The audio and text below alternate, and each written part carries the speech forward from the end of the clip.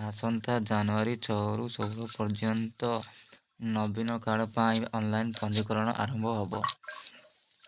ପ୍ରତି ମାସରେ 45,000ରୁ ଅଧିକ ଲୋକ ମାଗଣାରେ ଚିକିତ୍ସିତ ସୁବିଧା ପାଉଛନ୍ତି।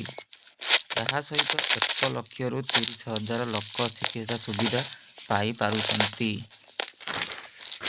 ଗତ 5 ବର୍ଷ ହେବ ବିଏସ୍କେୱାଇ ନବୀନ ଯୋଜନାରେ ଓଡ଼ିଶା ସରକାର 4,500 କୋଟି ଟଙ୍କା ଖର୍ଚ୍ଚ କରି 21,000 ଲକ୍ଷ ରୋଗୀଙ୍କୁ ସୁଯୋଗ ଯୋଗାଇ ଦେଇଛନ୍ତି।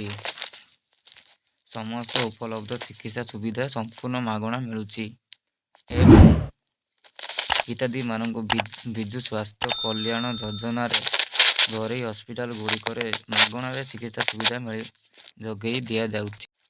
ଦ୍ୱିତୀୟ ପର୍ଯ୍ୟାୟରେ ସବୁ ସରକାରୀ ଚିକିତ୍ସାଳୟରେ ସମସ୍ତ ଉପଲବ୍ଧ ଚିକିତ୍ସା ସୁବିଧା ସମ୍ପୂର୍ଣ୍ଣ ମାଗଣାରେ ମିଳୁଛି ଏବଂ ହିତାଧିକାରୀମାନଙ୍କୁ ବିଜୁ ସ୍ୱାସ୍ଥ୍ୟ କଲ୍ୟାଣ ଯୋଜନାର ପ୍ରତି ମାସରେ 45,000 ଲକ୍ଷରୁ ଅଧିକ ରୋଗ ଲୋକମାନଙ୍କୁ ଚିକିତ୍ସା ସୁବିଧା ଯୋଗାଇ ଦିଆଯାଉଛି ବୋଲି ରାଜ୍ୟ ସରକାର ଘୋଷଣା କରିଛନ୍ତି।